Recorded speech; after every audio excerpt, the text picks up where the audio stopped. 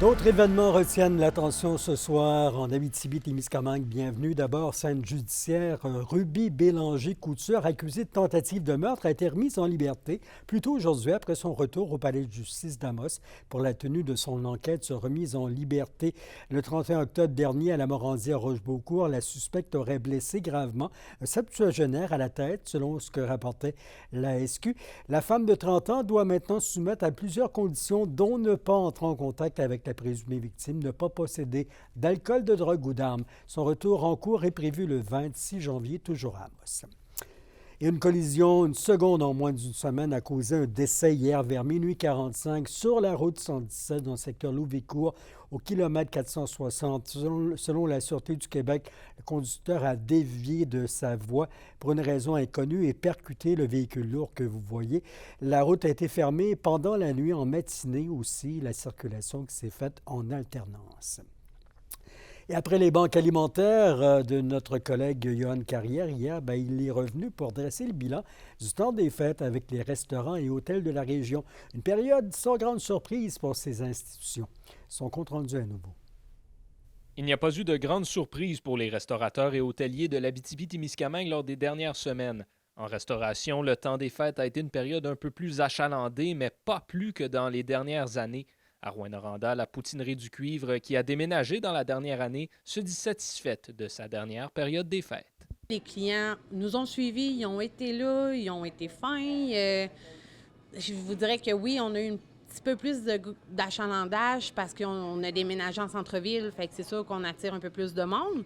Mais pour vrai, on est vraiment très, très contents. Même son de cloche pour les restaurants habaneros un peu partout en région. De leur côté, la demande pour le service de traiteur a particulièrement été élevée.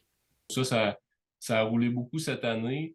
C'est sûr qu'au niveau de l'économie, on ne savait pas trop où se diriger là, cette année, mais on a eu quand même des bonnes ventes là, malgré tout. Du côté des hôtels, c'est toutefois l'inverse. Le temps des fêtes a été plutôt tranquille et l'achalandage était moindre. Ce n'est cependant pas une surprise de ce côté non plus, selon les responsables de ces établissements. C'est principalement du tourisme d'affaires, notre clientèle. Donc, durant le temps des fêtes, là, c'est une période qui tombe quand même assez peu occupée. Mais on n'a pas vu de changement majeur comparativement à l'année passée, là. C'est vraiment une période tranquille, puis on y est habitué. Les motoneigistes sont pas vraiment là non plus.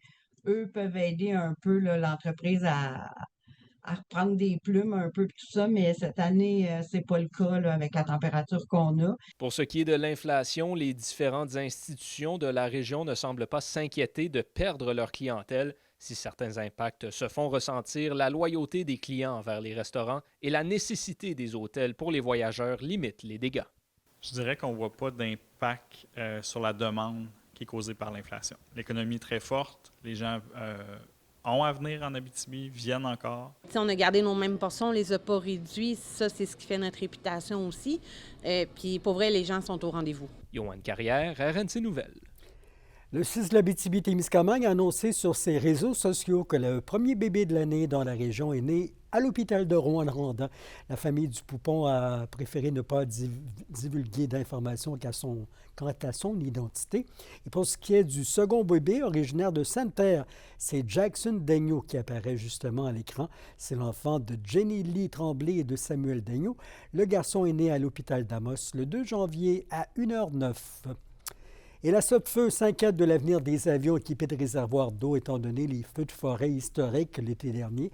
Et selon Stéphane Caron, coordonnateur à la prévention et aux communications, les 14 bombardiers d'eau au Québec prennent de l'âge et pourraient ne pas être assez performants pour les années qui viennent.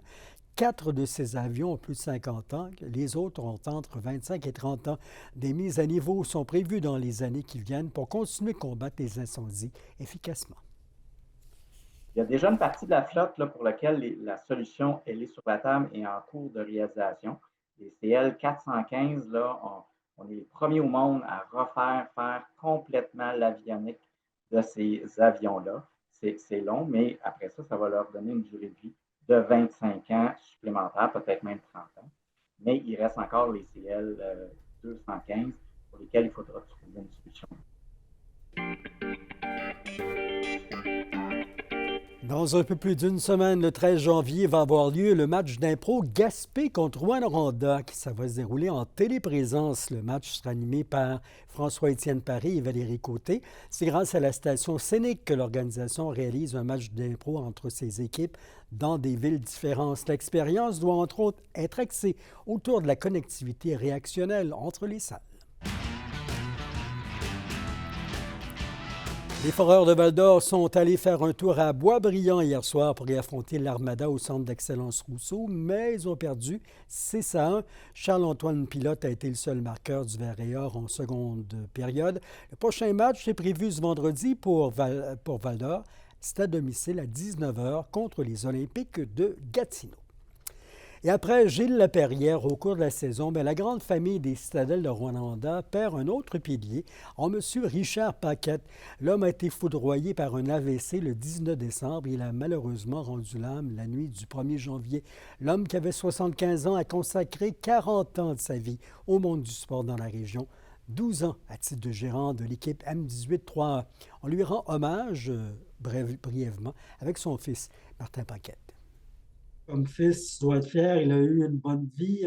Rien que, encore une fois, la grande famille des Citadelles, déjà à son départ, l'ont salué parce qu'ils ont plein de reconnaissance pour lui. Ben écoute, mon père, tout d'abord, là, ça a été un super mari, ça a été un super père, un super papy pour ses petits-enfants, un super oncle pour tout le monde là, dans la famille. Familialement parlant, c'était très important.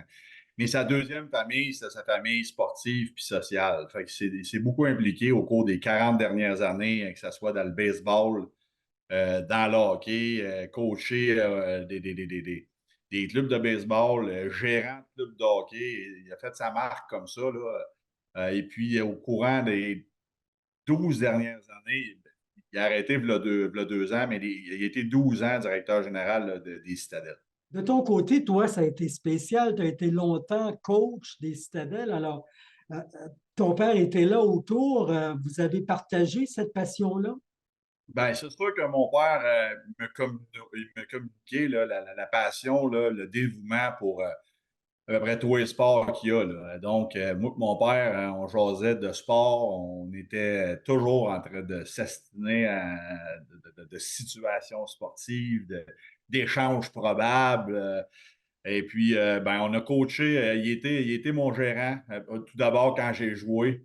Après ça, quand j'ai commencé ma carrière comme entraîneur, il était gérant. Où ce que là, je pense que c'est le meilleur gérant au monde. T'sais, autant un bon gérant pour les entraîneurs, bon gérant pour l'organisation, capable de bien gérer un budget. Un papy pour les joueurs. D'ailleurs, affectueusement, là, les joueurs l'appelaient papy. Et puis pour les parents.